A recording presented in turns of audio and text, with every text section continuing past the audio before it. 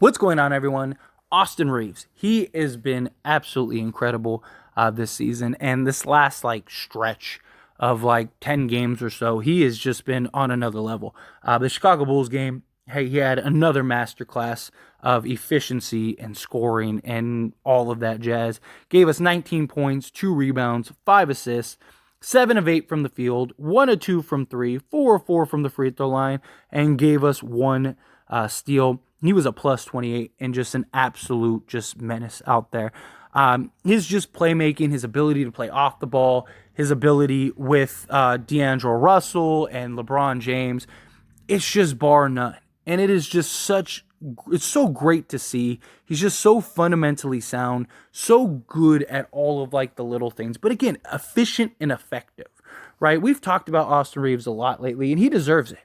And when it comes to him in the starting lineup, there is no doubt about it that he deserves to be in the starting lineup. He has earned that right. And he has been great. Now, he has had a couple moments where, it seems like he's trying to do a little too much. When he's in the starting lineup, it seems like there's just moments where he's trying to prove himself, it seems like, but it's a second year. Yeah, it's still unbelievable when you say that. You see how good he is, how efficient. And look, when I talk about him, I always get comments from people that are like, you guys, the Laker fans are hyping him to it. Like, nobody thinks he's Michael Jordan, right? Nobody's saying he's this superstar, he's the second coming or anything like that. It's just when it comes to a role guy that is a glue guy, that is a piece that is very efficient, very effective, and just kind of molds this team. You need them, right? Like how Alex Caruso was a guy like that. You have these guys that you see in the scope of many championship teams.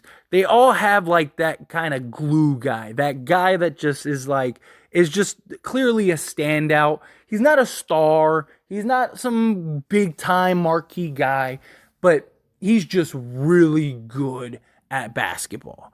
And that is Austin Reaves. All I'm saying is Austin Reaves is very good at basketball. He's an efficient shooter, an efficient playmaker. It's a second year. He's only going to improve. He's only going to get better. But that being said, you saw something in the Chicago game that is very concerning. And it's happened not just this game, but the last several games since Austin Reaves has been in the starting unit. And that is the lack of bench production. The bench has not been very good. In the Chicago Bulls game, our bench only scored 14 points, and only 2 guys scored. And that was Dennis Schroeder, who was 2 of 7 from the field and had 8 points, and then Rui Hachimura, who was 3 of 6 from the field. Outside of that, got goose eggs from everybody. Troy Brown, Malik Beasley, Winning Gabriel, Lonnie Walker. Although a lot of that was our starters were just incredible. But this is also a thing when you front load your starters.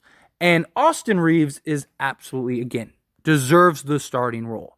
But I really think they need to go back to the original starting 5 that we had before LeBron got hurt, and where it was, D'Lo, Beasley, Vando, LeBron, and AD. And I know a lot of people, they want Reaves or they want Troy Brown or they want whomever. I just think that this starting 5 is very likely the most balanced starting 5, with the bench being equally as balanced. And then you can also stagger guys if you have to, right? Because then you have these guys as your starting 5. That now makes your bench 5 Schroeder, Austin Reaves, which always gives you 2 playmakers on the court at all times, right? Austin Reaves' playmaking isn't as significant and impactful when he's with LeBron James and D'Angelo Russell as it is when it's just him and Dennis Schroeder. Now Austin Reaves gets to be highlighted more. Not just that, but look at it like this. If you had, say, Reaves in the bench unit, and let's say Troy Brown played more minutes with the starting unit, or say Beasley played more minutes with the starting unit instead of 10 minutes off the bench. Let's say he played 15 minutes and he knocked down 2 or 3 threes. You would have gotten the same production, but now your bench production probably would have been more, because not only would Reaves have probably given you still the same 19 points, but you would have gotten more playmaking in those stretches where you didn't have LeBron or you didn't have D'Lo, where Dennis Schroeder was the primary playmaker and he was turning the ball over, or Beasley was bringing the ball up and turning the ball over, right? You have that sort of that guy in Austin Reaves that can kind of calm it down and just be a secondary playmaker. That is very important, very significant. And yes, you can stagger the minutes. You can do all that, right? And playoff time, I have no problems with that. But during the regular season, again, you want to keep LeBron's minutes down to 30 minutes. You don't want him to have to play, 20 minutes with the starters and then another, 15 minutes with the bench unit, because the bench unit can't get production, right? You don't need D'Lo playing, 40 minutes because he has to stagger and play. I mean, he played 36 minutes last night, right? Like, the idea is to keep everybody around 30 minutes. You can still give Austin Reaves his 30 minutes. You're just starting him, for paper purposes, right? Like, as long as he closes and as long as he's doing the same stuff that he's doing, then who cares? I just think that he has so much more of an impact with the bench unit and makes everybody else play better. So now you got Dennis Schroeder. You now have Austin Reaves. You have Troy Brown. You have Rui Hachimura, and you have Winning Gabriel. There's your bench five. And you can still stagger guys. It's just, I looked at the Chicago Bulls game, and to me, it seemed like a very simple and easy fix. Move Austin Reaves to the bench, and there's your bench production. Now everything's back to the world, and you move Beasley into the starting unit.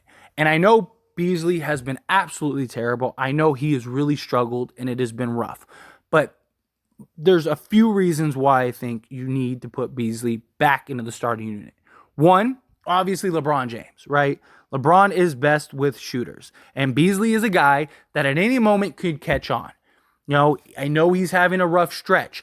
I don't think it's a coincidence that Beasley's best stretch with the Lakers was with LeBron James and D'Angelo Russell on the court together, right? If you were ever going to get Beasley back into the mindset and get his confidence back and get him back into his shooting, it's with LeBron James and D'Angelo Russell. And we need him to. Not just that, but his ability to stretch the floor opens up so much more because teams are glued to him. Even in that Chicago game, even in every one of these games, even though Beasley has struggled mightily, teams are still glued to him because every team knows if he sees the ball go in, that could be a problem. At any moment, he is a volcano ready to erupt. And no team wants him to erupt on them. And so if we can get him to start erupting with these last 6 games, and then that bleeds over into the playoffs, you're not beating this Lakers team. And I'm not even talking about Beasley shooting 8 for 11 from 3. If he just hits like 4 to 5 threes a game, you're not beating this Lakers team in a 7-game series. You're talking about D'Lo, who can knock down 4 or 5 threes a game. Beasley, who can knock down 4 or 5 threes a game. Austin Reaves can knock down several threes a game. Troy Brown can knock down several threes a game. Rui can hit a 3 here and there. Dennis Schroeder can hit a 3 here and there. LeBron James can hit a 3 here and there. Anthony Davis has hit, a 3 here and there. Vanderbilt has games where he could hit 3s here and there. Like, if you can unlock Beasley, you unlock this team in so many more ways. I still think even without Beasley, this team is still very good, but Beasley would make things so much easier because you have him who stretches the floor so much more, right? Austin Reaves doesn't like to take a lot of 3s. Teams know he's not going to take a 3 unless he's wide open, right? Austin Reaves doesn't like to force shots. He doesn't like to just to shoot. He likes to get into the mid-range and get closer to the basket and get to the basket. He'll take threes, but he's not shooting 8 threes a game. Beasley is. And by putting that up, it just causes guys to not cheat. You see guys cheat on Austin Reaves sometimes because they know that he is going to pump fake and get to the rim, right? Beasley just adds another layer. And if he gets going, he gets going. But look, you can start him, and let's say he goes 0 of 3. Take him out and put somebody else in. It's not like that hard of a concept. I just think Austin Reaves undoubtedly deserves to be the starter. He's played tremendously, but the Lakers need him as that sixth man. He is our best six-man player, and his impact with the bench unit is just too valuable right now. And if I'm Darvin Ham, I'm talking to Austin, I'm saying, look, dude, I've rewarded you as the starter because you deserve it. You've been great. Look at our bench production. I mean, just look up the bench production when Reaves starts compared to when he's off the bench. It's night and day. Night and day. Because Austin Reaves provides the playmaking. He provides the scoring. He provides so much.